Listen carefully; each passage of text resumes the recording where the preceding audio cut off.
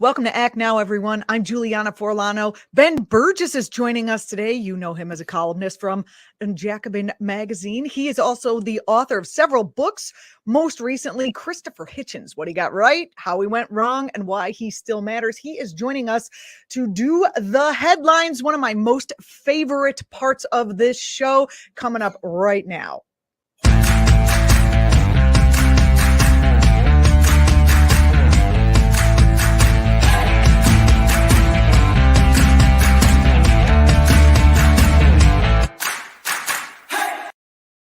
Professor Burgis, thank you for joining me on the program today. Thank you so much for having me, Juliana.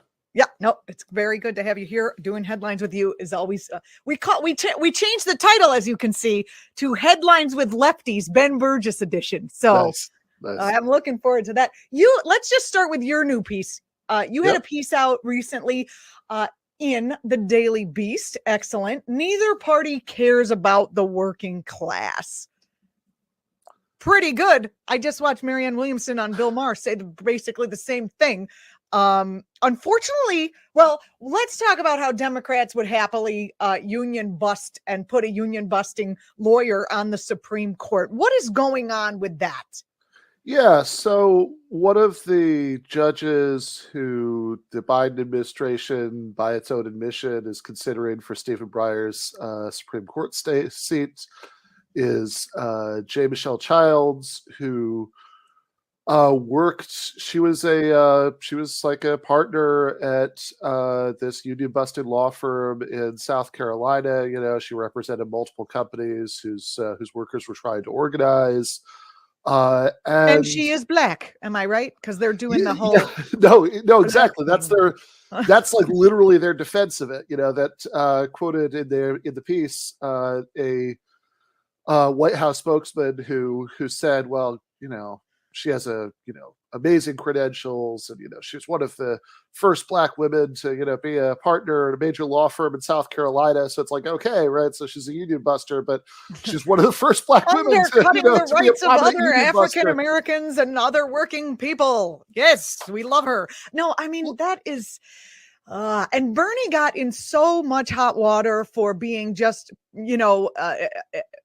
focusing on the economics and not bringing race issues into his platform, at least at the beginning.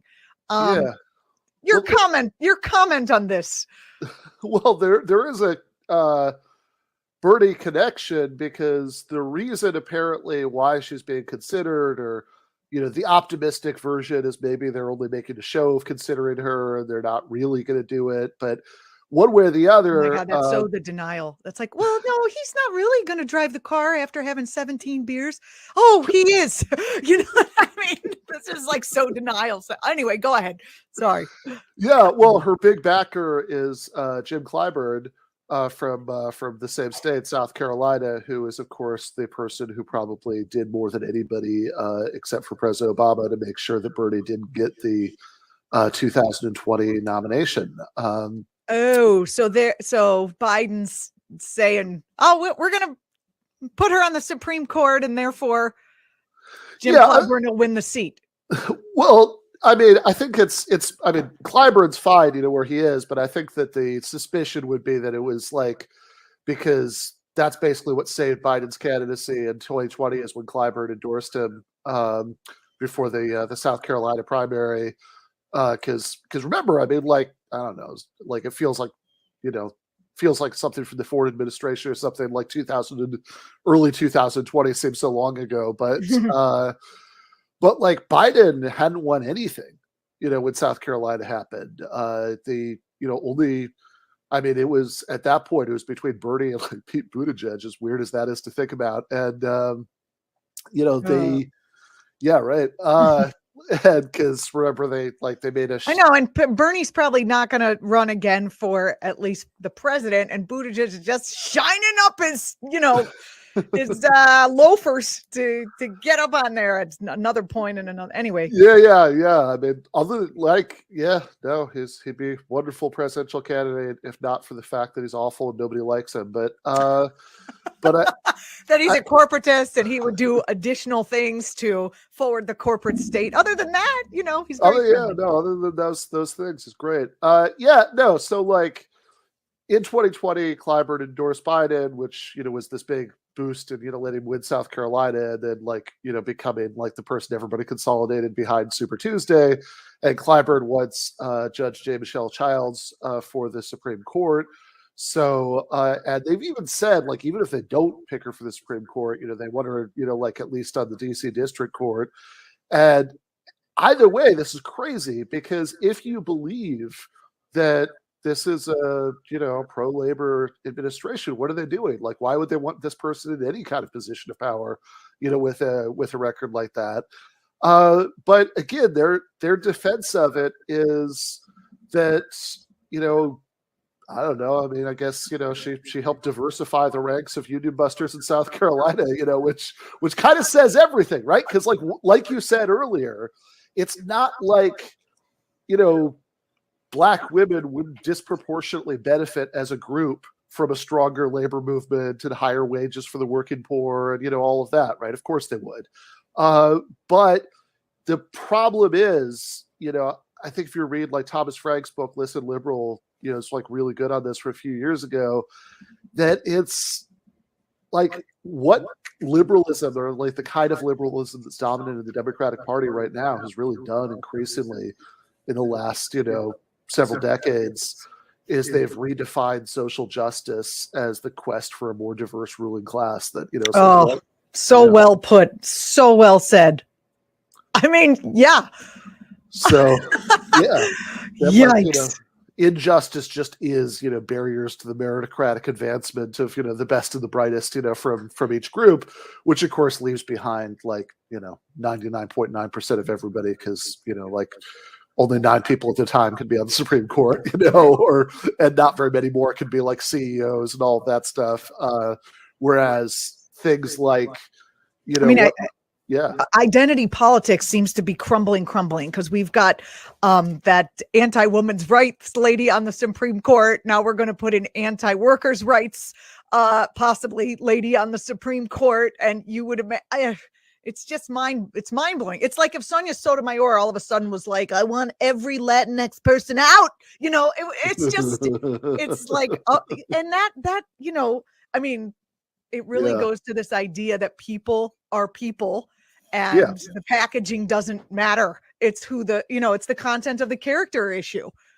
It's certainly, character, not the color of your skin or gender or whatever.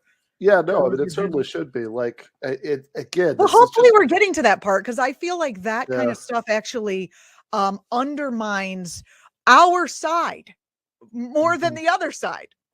I mean, they're racist and Nazis, but like we're the ones who are pushing this agenda, and I'm going to get so in trouble because it's not like there's not racial inequality. So go ahead. Of course, there's racial inequality, but at the same time, I guess what I find useful is think about, okay, what are we actually talking about for the most part? We talk about racial inequality, like people used a lot of terms, and very mainstream Democrats use these terms now, structural racism or systemic racism. And I always want to yell at the TV, like, what structure are you talking about? Tell me the system that you're. Yeah, I know the one you're about to vote against. Right? Is it that one? That's the one. The Medicare for all throw in the toilet. That's the one you're. Yeah. Yeah, because it's like, I mean, I think a lot of times, what people mean when they use these phrases is either P plus P, right? People in power having, acting on prejudices. That certainly exists. That's definitely, part of it. But seems like the main thing people are really talking about is just the way that, the apartheid history of the United States has these long-term ripple effects whereby Black people are disproportionately more likely than, white people to be at the bottom of the economic ladder. And that's bad. But then the question is, why is it bad, and what's the solution to it? Because if the reason that it's bad is just the disproportionality, that's the bad part, right? Then again, justice would mean that we had, exactly the demographically right proportion of every group living in grinding poverty and being, subjected to militarized policing and, all of that stuff. And the same thing, on the top. And that doesn't sound very just to me, right? I think the thing that's, the thing that's fundamentally unjust about that isn't, who is there, right? Like who is on the bottom, although that's certainly a vivid reminder that there's nothing like meritocratic about it. But like that's not it, right? I mean, the unjust thing is that anybody has to live under those conditions. Exactly. Thank you. That's an excellent argument that no one's listening to. I do want to say, definitely go and listen to Ben's podcast. Give them an argument. This is very important. I wanted to get back to a point that you made in the article about how Biden is just not a working class hero that he paints himself to be. Right. I mean, he talked about the PROS Act, and then it's very convenient that there's a mansion and a cinema that everyone can point to and pretend they're progressive anti-corporatist angels, and everything would be perfectly wonderful if those two, cogs, whatever. Well, that's the thing. Like, because people who didn't like this article, I actually didn't hear anybody comment on it on the other half. I guess nobody really wants to fight about that part. But but like people who didn't like the half of the article about the Democrats, like, oh, but like that's not fair because Biden wants this and that and the other thing and all that stuff that you just rattled off. But it's like, does he? Because it doesn't seem like they're trying very hard. I remember yeah, right. A lot can be blamed on Manchin cinema. It's complicated because Manchin cinema do exist, and there really are things they probably would do without them and all that. But like last year, they when minimum wage, raising the minimum wage to $15 an hour was going to go into reconciliation, so it could be voted on, and even Joe Manchin wasn't willing to, take the hit on that one, I guess. I mean, you do have some progressives who are like Ilhan Omar. Here's the other. Let's go move on to the other story, Giancarlo. Ilhan Omar and Fetterman, who's in Pennsylvania. They're backing the Starbucks unionization wave. I mean, the unions just keep on coming. REI is unionizing, or at least they're trying to. Can you talk about the I mean, Biden might not be pro-labor, but there are people who are pro-labor, right? Who are.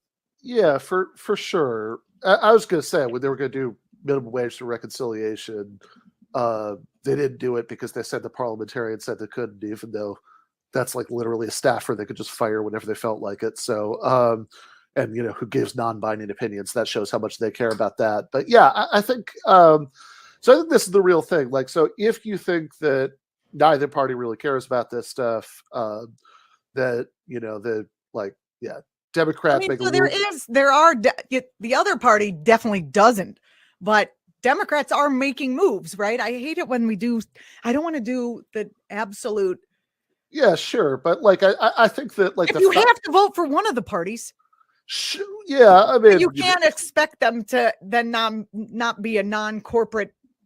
Yeah, I mean, look, I think if you live in like one of the like 5 states where it would actually make a difference how you vote in a presidential election, then like, sure, you have a choice between the party that's 10,000 miles away from where you want to the party that's 100,000 miles away from where you want, right? Like you do what you have to do. Right. I think that's the expedient thing to do. I think that not expedient, but I think that's, a necessary thing to do, but then not just sit back and hope that was saved by Joe Biden or some. Exactly, right? Biden's not going to do it.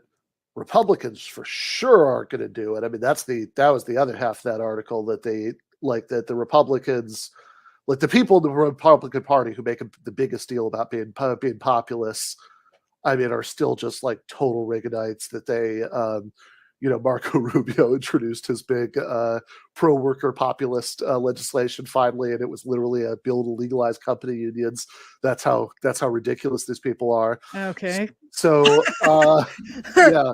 Well, it is interesting that those two places like Starbucks, the right likes to paint progressives as latte sipping, latte sipping limousine folks. And honestly, there are latte sipping. I sip latte. I like latte. Latte sipping limousine people. And the latte sipping limousine section of the Democratic Party, right? The ones who are not necessarily going to vote pro-labor themselves because they don't see themselves as part of that party. They might be, to a certain extent, like, there are, I think one of the most, like, one of the comments about this I ever heard that rang most true to me, right, is a couple of years ago, Cristobal was talking about, said, okay, so, spend all this time in this bougie Virginia suburbs, of DC, and she said, look, a lot of these liberal voters there, if you gave them a poll and said, $15 an hour, yes or no, the whatever, give everybody health care, yes or no, a lot of these Virginia suburbs, upper income liberals there, would say all the things you'd want them to say, but that's not the issue. The issue is, are they ever going to prioritize any of that stuff? And no, they're not, right? Because that's just not what they really care about. Do you think they're ever going to see, the fact that they are one in intent with, how fascist does the right have to get for these folks that you're talking about? And I was living in Park Slope. It was the same thing. I was the only one with there were a few of us with Bernie signs out. Everyone else was like, Hillary! And they thought they were on this moral high ground. They're like, of course I would vote for a $15 minimum wage. I want those people to be okay. But then when it really, those people, but it's, exactly. Can't we just see that we're all one interest group against fascists? Well, the thing is, I think that people like you're talking about, the most white collar people, collar upper income people. Yeah, the most revealing thing is think about those yard signs. I'm sure you've seen a million of them. In this house, we believe that Black Lives Matter, love is love. You have 20 liberal bullet points under there. And you notice there's never anything about $15 minimum wage in there, right? There's nothing about healthcare in there. And that's the whole thing, because that's not really what they care about. They might, in the abstract, they might be yeah, sure, that'd be nice, but they don't care enough that it's going to be prioritized over whatever culture war thing is driving them at any given moment, or just whether they think that I don't know, the Hillary just seems more sensible to them, or whatever the thing is at any given time, which is why I think, I think stuff like the Starbucks workers unionizing is so important, because it's why is it that, even if you think, sure, right, is the Biden administration as anti-labor as Republicans? No, it's not. I'm not going to, there are differences, but given that you just can't expect the Democratic Party as it exists right now to prioritize, the living standards and, empowerment of workers. Why? So Yes. Okay, but then the question is why, right? Why don't working class people have very much pull with the leadership of either party right now? And I think it's because big labor, it's because they started taking money in, I guess, what was it, the 80s? The Democrats started taking money from, they used to take a lot of money from labor. That was who basically supported the Democrats for a lot of decades. And then they started, taking money from these other sources as well as labor, so they could hold on to their labor creds. And meanwhile, the actual union density has gone, has gone down, and there's 11 point something % of workers who are even in unions right now, and it's way less in the private sector. So that's why stuff like 50 Starbucks or however many it's up to at this point, filing for union elections is so important, because look, if you can't expect the latte sipping liberals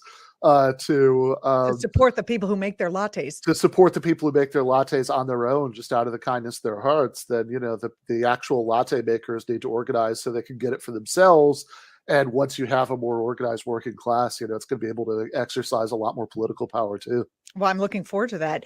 Your new book, Christopher Hitchens, What He Got Right, How He Went Wrong, and Why He Still Matters. I always enjoyed hearing Hitchens speak until he, whatever. Sure. Talk about what I thought about doing a segment with you, maybe a recurring, like a WWHD. What would Hitchens do? What would Hitchens say? What do you think his response would be, given all that you know about his body of work, about what's happening with organized labor right now in the U.S.? Yeah, I mean, I'd like to think that he would have gotten excited about things like that again. I mean, I think that like what really I love it. Hitchens' excitement is like, yeah, that's his excitement, just ire. Yeah, but I mean, I think it's possible, because I mean that is the kind of thing that he cared a lot about, in like the 70s and 80s, 90s.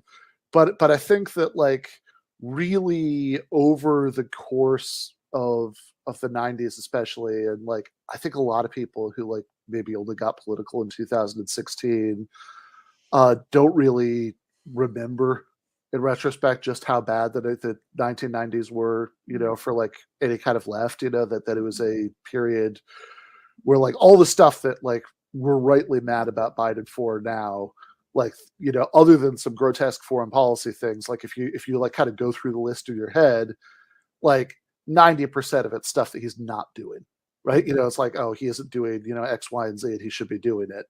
And, fair enough, he's not, and you should be mad about it.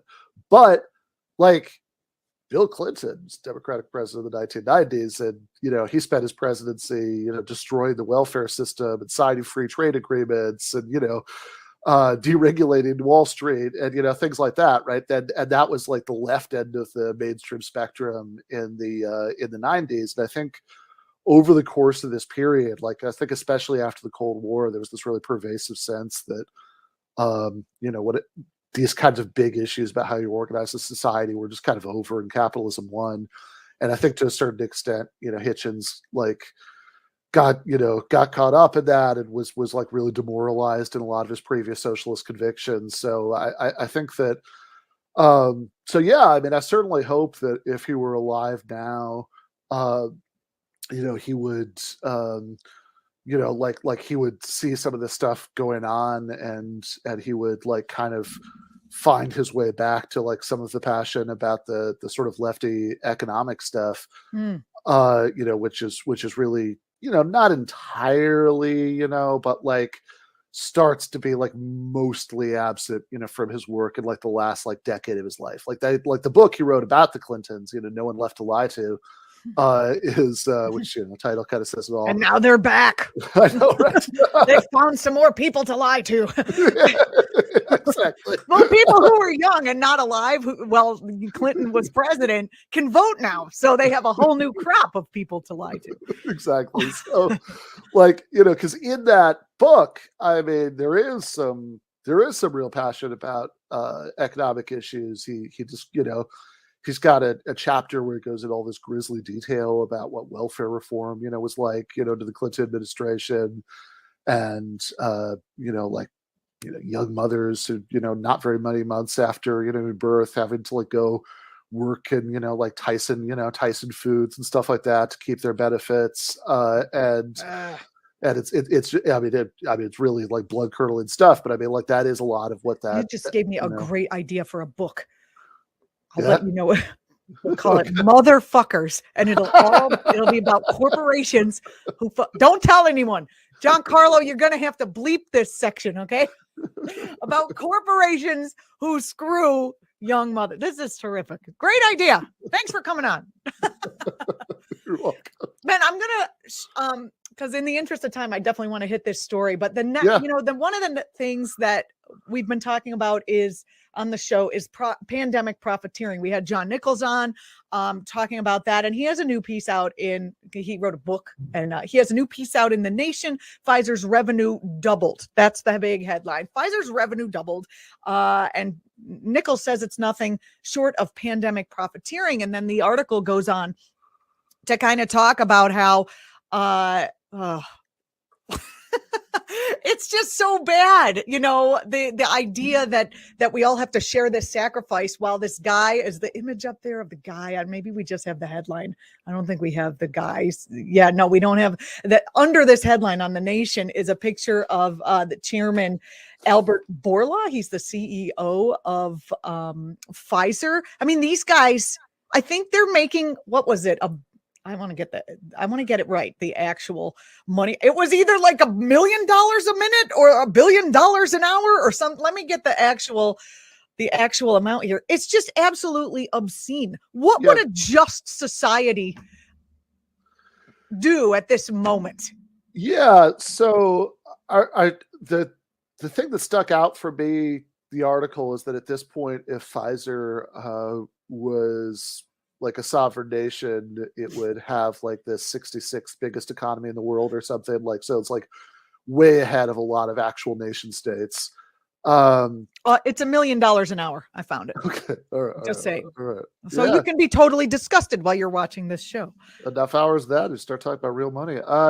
So it's amazing. And like, I think that a just society wouldn't have a private pharmaceutical industry in the beginning. I mean, I think it's obscene that you get to have, like, wouldn't it be nice if we had at the beginning of the pandemic, we're like, we need to do things for the public good. We're going to commandeer the Pfizer, vaccine plant in New Jersey or wherever it was. I think in Mississippi or somewhere where they're, because isn't the science mostly backed and funded by our American tax dollars? Yeah. I mean, so the vaccine itself, the technology for the vaccine should be ours. Yeah, I think pretty much all the vaccines, like either most of it's funded, if not by the U.S. government, then by other governments, like that they have that, but then the question is, again, why is this funneled into, private sector anyway? Like what's the, I mean, it's not like, because there's a big club and we ain't in it, as George Carlin used to say. Yes, I love that bit. But that's the thing, right? Because it's like, and this is a little new. I mean, like it's not like the Manhattan Project was like a subcontract with Mick Nuclear, and they got like, and then like the government had to like subcontract out the results or something, right? Like we are capable of just doing direct research without looping in private companies. So this is ridiculous. And certainly the fact that it's like I mean, actually here, let me just be more succinct. I think what a just society would do would be the second it was like they'd gone through all the tests, they gone through all the like whatever trials, like, they'd gone through all the trials. It was enough for at least emergency authorization, which it was, which is what it was initially. That the second that emergency authorization would happen, what a just society would do would be on whitehouse.gov. It would post the technical specifications, everything that everybody in the world would need to manufacture it for themselves. Yeah. And then, honestly, I think, a lot of this, not to get into the big anti-vaccine hesitancy controversy here, but I think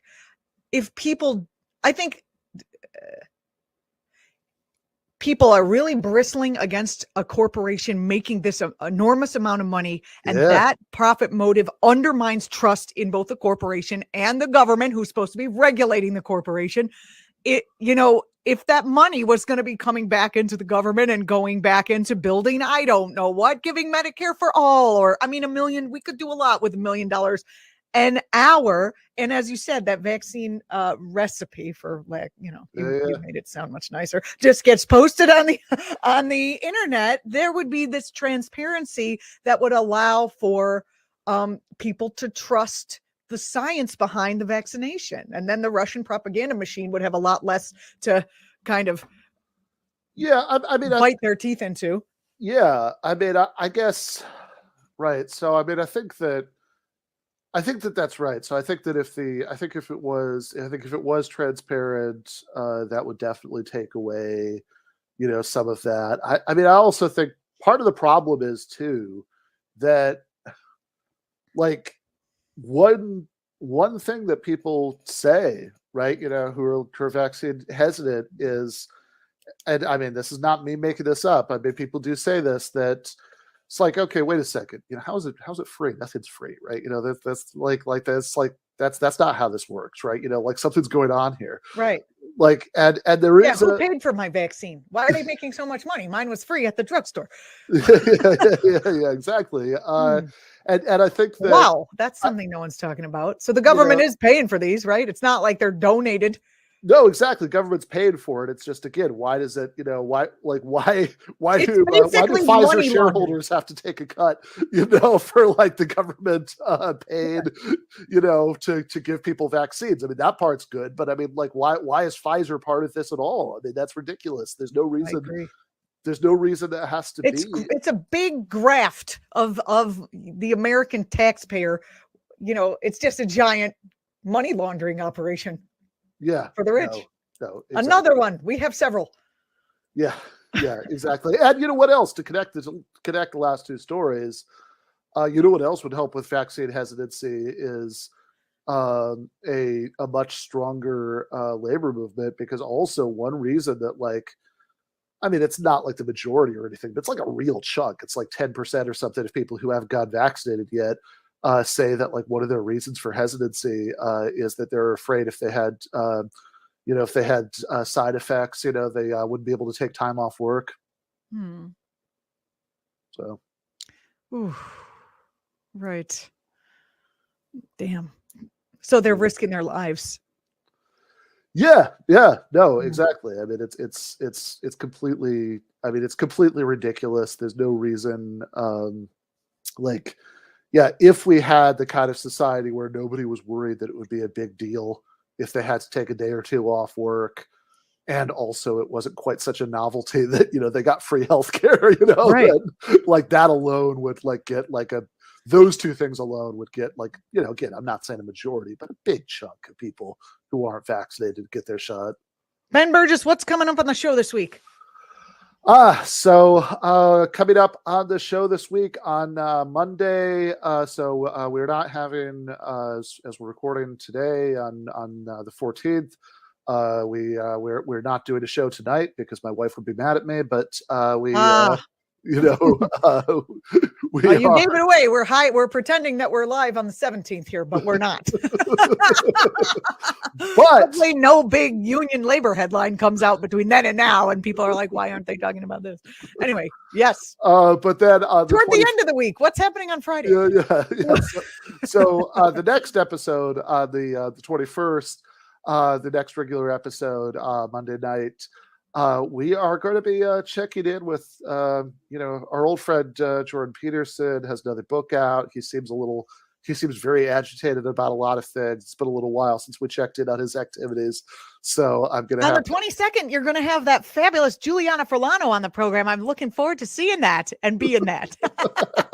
Yes, the day after that on the Colin show, I'm going to have Julianna Forlano on. So really looking forward to that. She is great, and she's so happy that she's on the call-in, so she doesn't have to wear a shirt.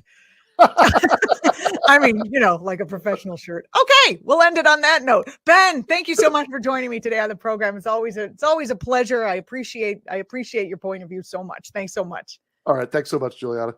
You're watching acTV. Thanks for watching. We will be back on Tuesday. I hope you enjoyed our program. Ben Burgis, go find him on the internets. I've got all the information down here, so you can just go that way. And again, see you Tuesday. Thanks. Bye.